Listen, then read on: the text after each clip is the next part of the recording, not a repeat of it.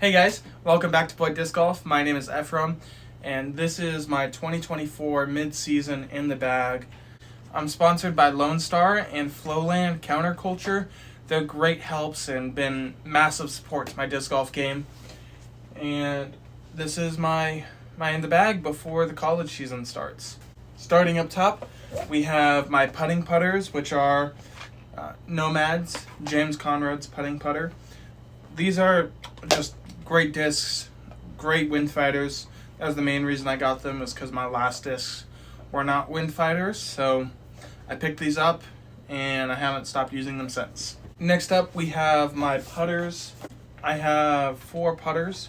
I have the penny putter.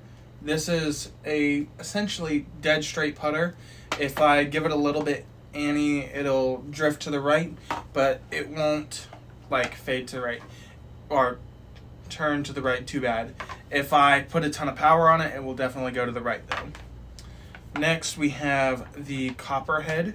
This I have been loving a whole lot recently. I really like the groove on top. It's been, great feeling in the hand. It flies basically dead straight with a little bit of fade to the left. And it's just a trusty disc in the wind. Like, it doesn't have a lot of fade. And it doesn't change very much in the wind. So that's mainly what I use it for, is in the wind. Next, we have a Victor 1 Bull Snake. This started pretty stable because it was a bull snake. But now that I've thrown it some, it's straight with fade. It's not super dumpy like a zone or anything, but it will definitely come to the left. So even I could put it on a little flex and it'll still come back to the left. And I like the feel of it in my hand. Lastly, I have the Victor 2 plastic Benny. This mostly I throw in somewhat wet conditions when I can't get a good grip on these other two. It's pretty straight, and yeah, I just like it for a little bit of variety. Next, we have my approach discs, and we'll start with the Lone Star ones. First, we have the Artemis. This honestly was not as stable as I thought it was going to be, but it's a straighter Copperhead for me, where it just flies pretty straight with a good fade at the end. And yeah, there's not much else to say about it. It's got a pretty good dome on it. And I mean, it's not like a pop-toppy dome, but it's a really nice slim profile disc. Next, we have a staple, an Armadillo. This is great for those nose-up approach shots where you just want to set it right next to the basket. You throw it nose up and watch it fall back to the basket. Next is a newer addition to the bag, the Loft Neon. This is a crazy disc. I don't know if you can tell, but it's that disc with a ton of puddle. So it's like, it's got a massive heartbeat on it. Hopefully you can hear that. But this is a recent addition to the bag, and it's been great for forehand upshots. Lastly, we have a Stego. So I used to bag a Zone OS, but I wanted to show some love to Gateway, because I really like Gateway, and so I put in a Stego. This, I love the artwork on it, just the little silly looking dino on it. And yeah, I like the groove on top. Makes it great for forehands, chopping forehands, and giant flex lines. That's what I mainly use it for. Next, we have my mid-ranges. I tried using a BB6 at one point, but it never really felt great in my hands, so I just switched the way I had my disc set up. So my flippiest is my Texas Ranger, which is a nice flip up to flat disc. That's what I've been mainly using it for, is that shot. Just starting out on hyzer, watching it flip up, and then maybe turn a little bit to the right, but then falling flat. My straight mid-range has been the Houston. I know it says 5502. It doesn't have that much fade. You basically hit it dead straight and it'll fly straight forever. Forever. Next up, what I thought was going to be my runway replacement is the MIDI. So I used to bag the runway as like this giant flex to fade disc, and based on the numbers before I threw it, I thought that's what this was going to be. But this is just a nice, I get baby flexes out of it, where I can flex it a little bit and then it comes back. But this is nice for wind, when it's really windy. When it's windy, it basically turns into the Houston, and the Houston turns into the Texas Ranger. So that's nice with this. And lastly, my most overstable that I was happy to find with this like really cool Darth Maul stamp. I don't know if it is actually Darth Maul, but I think it looks really cool.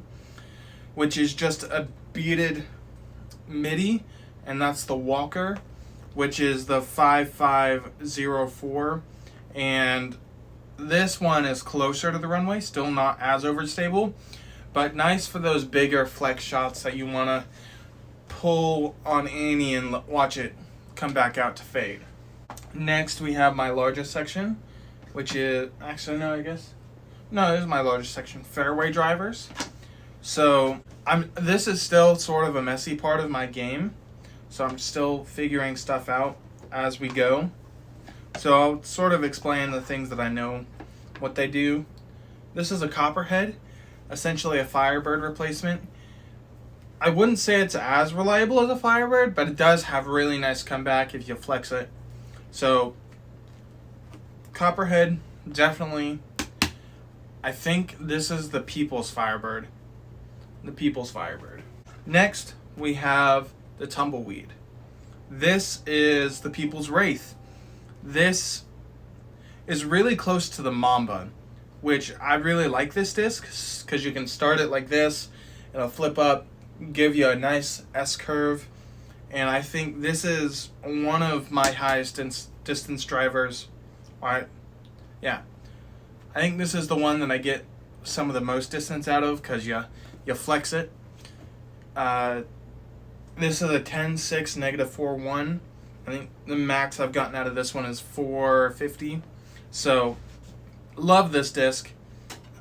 I don't throw a lot of max distance shots because mostly we play wooded stuff. So, doesn't come out very often, but when I need it, it's a lifesaver.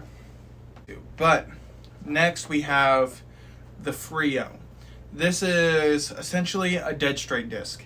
It flies dead straight and then fades to the left. Not too hard though, but yeah. It used to fade a lot more, but the more I've used it and hit trees with it, it is getting dead straight, so it's more like the numbers suggest, a 7.5 -1.1. Lastly, a Lariat. This is just like the Frio, but longer.